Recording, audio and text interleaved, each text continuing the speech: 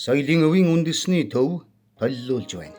Сүхбаатарын аймгийн Мөн хаан сумын нутагт орших Устай Бургастай хэмээх газраас шинэ чулуун зэвсгийн үед холбогдох бууз сууринг 1961 онд археологч Акладников Сероджав дорж нар олж илрүүлсэн юм. Энэхүү дурсгалын онцлог нь газрын хөрсөн дээр чулуун зэвсэг бага жил даргасан байдалтай бөгөөд олдсон чулуун зэвсгүүд нь байгалийн орчин болон наад бие амар мөрний саваас олддог дурсгалуудтай ижилсэх хандлагатай юм. Тиймээс эдгээр бус нутгийн оршин суугчид нь нэг цаг үед адил соёлыг үлдээсэн эсвэл хоорондын соёлын харилцааны улмар байсныг илтгэж байна. Олдсон олдвор хэрэглэгдэхүүнд бэлдэц, үлдэц, цөөн тооны зэвсгийн зүйлсээс гадна олон тооны залтас, ялтас зэрэг олдсон байдаг.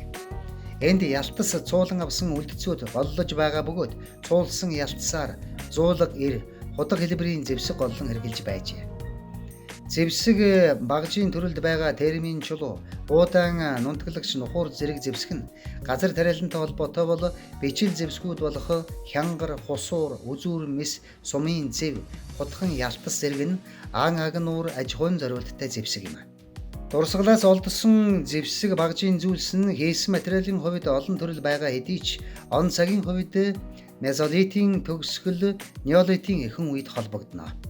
Энэхүү дурсгалыг Монгол Улсын засгийн газрын 2020 оны 13 дугаар тогтоолоор улсын хамгаалтанд байх түүх соёлын үл хөдлөх дурсгалын жагсаалтанд баталжээ.